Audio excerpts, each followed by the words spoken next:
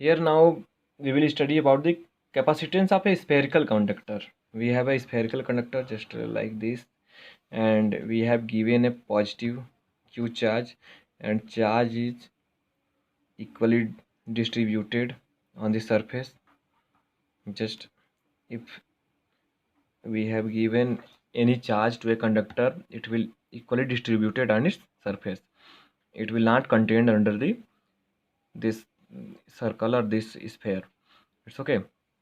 So increased potential will be V.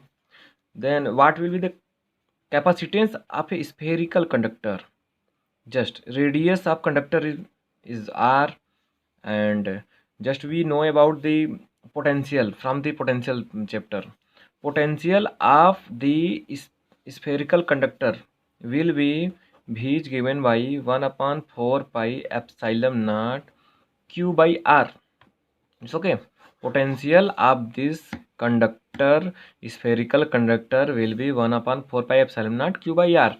And you just imagine that this conductor are placed in vacuum. It's okay. This conductor are placed in vacuum, and permittivity of vacuum is epsilon naught. It's okay. Permittivity of vacuum is by epsilon naught. It's okay. Then V will be given by 1 upon 4 pi epsilon naught Q by R. You have to remember this. Then what will the capacitance? C, as we know about this formula, C is equal to Q by V for any isolated conductor. So this is the conductor and given a shape in spherical. It's okay. Then C will be given by C is equal to Q by V. It's okay. How to find the capacitance of any conductor or any parallel plate capacitor, anything.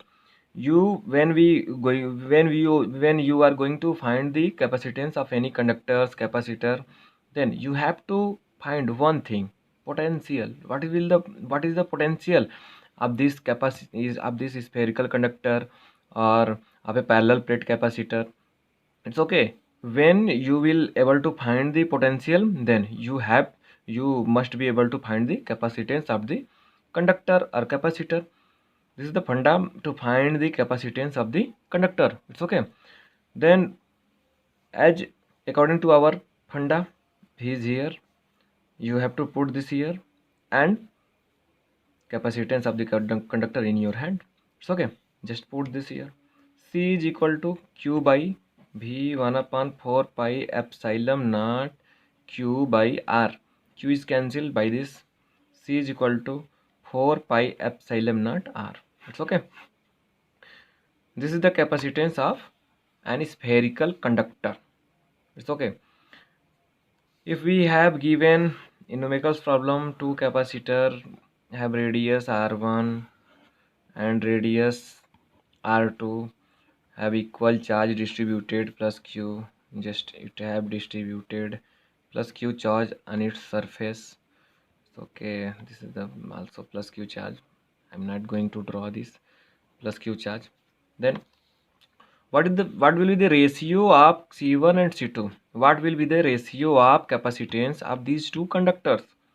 Okay, then just from here you can see this charge is not present here. Okay, charge is not present here. If you given q1 charge and given q2 charge, no problem, nothing can restrict to find the capacitance of the conductor. It's okay, because charge is not comes in this formula. C is equal to 4 pi epsilon naught R. It's okay, charge is not coming in here. It capacitance always depend upon the, this is the constant. It's okay, 4 pi epsilon naught is what? Constant. C is proportional to R. R is what? Radius of the conductor. It's okay. Just from previous, if we these are constant, these are constant and equal.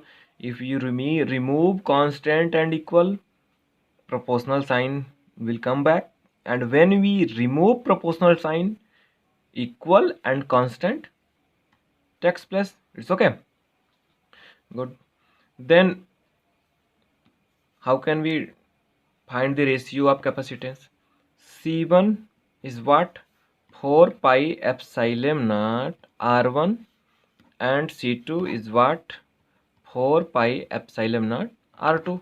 This will be cancelled out. C1 upon C2 will be given by in the ratio of R1 and R2. It's okay. This is the way to find the ratio of two conductors. It's okay. Then another things can be drawn here is the most important topic is what? C is equal to 4 pi epsilon naught R.